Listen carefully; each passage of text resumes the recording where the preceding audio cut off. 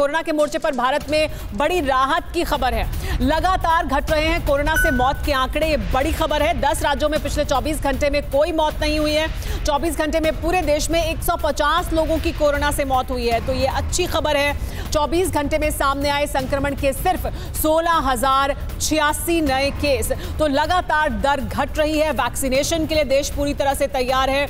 उम्मीद कर सकते हैं कि वो समय अब सामने आएगा जल्द से जल्द, जब कोरोना के इस एक काले अध्याय से हम आगे निकल जाएंगे। मेक इन इंडिया वैक्सीन की दुनिया भर में लेकिन डिमांड भी बढ़ती जा रही है। उससे जुड़ी हुई भी एक बड़ी जानकारी आपको बता देते हैं। भारत में बनी वैक्सीन को लेकर भी बड़ी जानकारियां सामने आ रही हैं।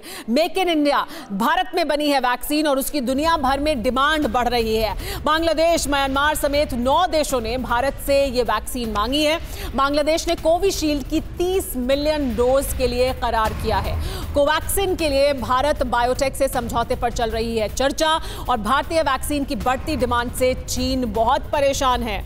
देखिए, हम आपको आइए बताते हैं कि किस तरह से भारत की जो वैक्सीन है, भारत में 2 वैक्सीन है जो मैन्युफैक्चर हुई हैं। एक पूरी तरह से भारत में ही बनी है, स्वदेशी वैक्सीन है। दूसरी भारत में बनी है, मैन्युफैक्चर हुई है, लेकिन ऑक्सफर्ड एस्ट्राजेनेका की वैक्सीन है। लेकिन इनकी डिमांड पूरी दुनिया में बढ़ती जा रही है। भारतीय वैक्सीन की दुनिया में किस तरह की डिमांड है, आइए आपको बताते हैं। भारत की 2 वैक्सीन, कोविशील्ड और कोवैक्सिन पर दुनिया को भरोसा है, दोनों ही वैक्सीन पर। इसके अलावा भारत से 9 देशों ने ये मांग की है कि उनको भी ये जो भारत में बनी वैक्सीन है वो दी जाए। वो चाहते हैं कि वो अपने देश के लोगों को ये वैक्सीन दें। बांग्लादेश ने सीरम इंस्टीट्यूट से 30 मिलियन डोज का करार किया है। नेपाल ने भारत से 12 मिलियन कोरोना वैक्सीन के डोज की मांग की है। भूटान ने एसआईआई की कोविशील्ड के 1 मिलियन डोज की मांग की है। तो भारत की दोनों ही वैक्सीन की डिमांड पूरी दुनिया में इस समय है। म्यांमार ने भी सीरम इंस्टीट्यूट के साथ खरीद अनुबंध पर हस्ताक्षर कर लिए हैं। ब्राजील, मोरक्को, सऊदी अरब, दक्षिण अफ्रीका ने भी वैक्सीन मांगी है।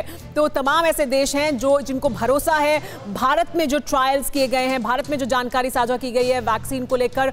और इस वजह से देखिए, बहुत ज़रूरी है किसी भी वैक्सीन पर किसी भी देश को या सबको भरोसा होने के लिए कि जो जानकारियां हैं उन्हें साइंटिफिक मापदंड के हिसाब से दुनिया के सामने रखा जाए और साझा किए जाएं वो तमाम जानकारियां जो ट्रायल्स के दौरान सामने आई हो।